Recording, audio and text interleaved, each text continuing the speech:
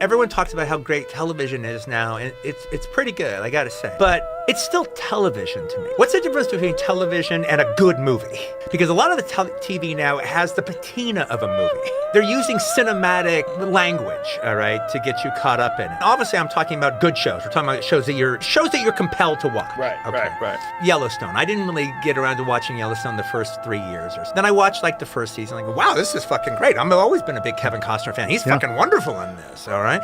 And I got really caught up in the show and everything, and all of a sudden I'm having a good time, and, you know, I've got a couple seasons I haven't seen, so I'm watching it. And in the first season, I'm kind of talking about, oh, this is like a movie. This is like a big movie. It's like a big movie. And the guy who writes that is a good writer. There's good, like, punchy monologues and stuff. So then I end up watching like 3 seasons of it. And then I even watched that 1883 was, oh, this is a good Western show. I like Westerns.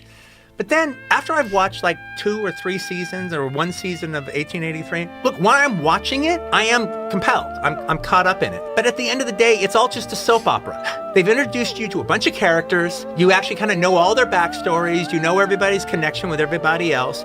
And, you know, they spend some time selling that out. And then everything is just the compellingness of the soap opera. Right. Of what's happening to and this character. What's different between that and a film? Well, I'll tell you, because the thing is, if you watch Edge of Night Monday through Friday, you get caught up in the dramas of the family and everything. Right. But you don't remember it 5 years from now. You're caught up into the minutia of it at the moment. Mm-hmm. All right. So the difference between is I'll see a good Western movie and I'll remember it for the rest of my life. I'll remember the story. I'll remember this scene or that scene. And it built to an emotional climax of some degree. One, the story is good. It's not just about the interpersonal relationships. The story is good itself, but there's a payoff to it. But there's not a payoff on this stuff. It's just more interconnectional drama. And while I'm watching it, that's good enough.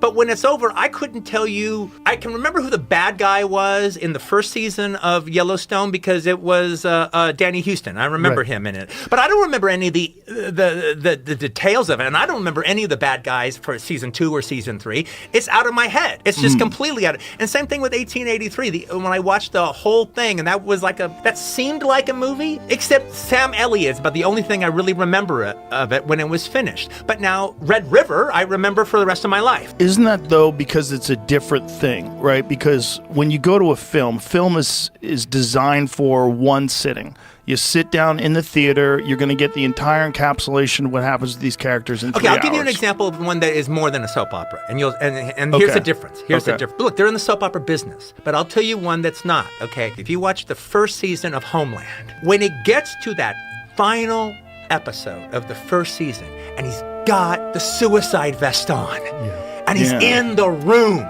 He can kill the guys that he's been waiting for to do it for the whole movie. And you don't want him to die, but kind of into him, and you kind of want him to pull it off. And then his daughter calls him on the phone before he does it. She doesn't know what he's going to do, but she gets that little sense from him that something's weird. She goes, Daddy, you need to tell me that you're going to come home right now. You need to tell me right now that I will see you later tonight. And the entire series has been built to this scene.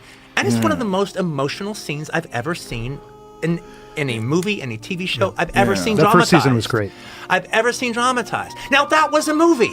Right. That was not a soap opera. That built to this moment of him being in that fucking room with the suicide vest on. And there was complexity. She doesn't know what she's asking, but we do. Right. She's stopping this major thing, and she'll never know that, but we do. Right.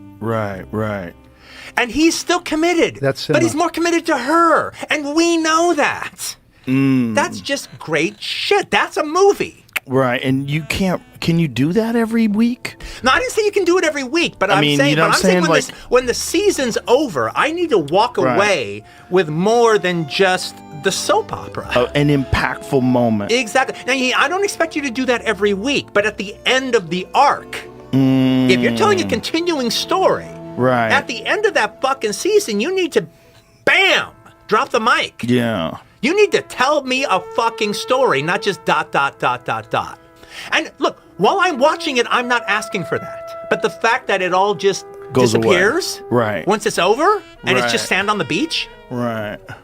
It's a different thing, though, right? I mean, this is the weirdness. This is the weirdness of the theater experience versus home. Okay, here's where it's not a different thing. Part of the thing that makes it different is the fact that everyone's watching these continuing stories.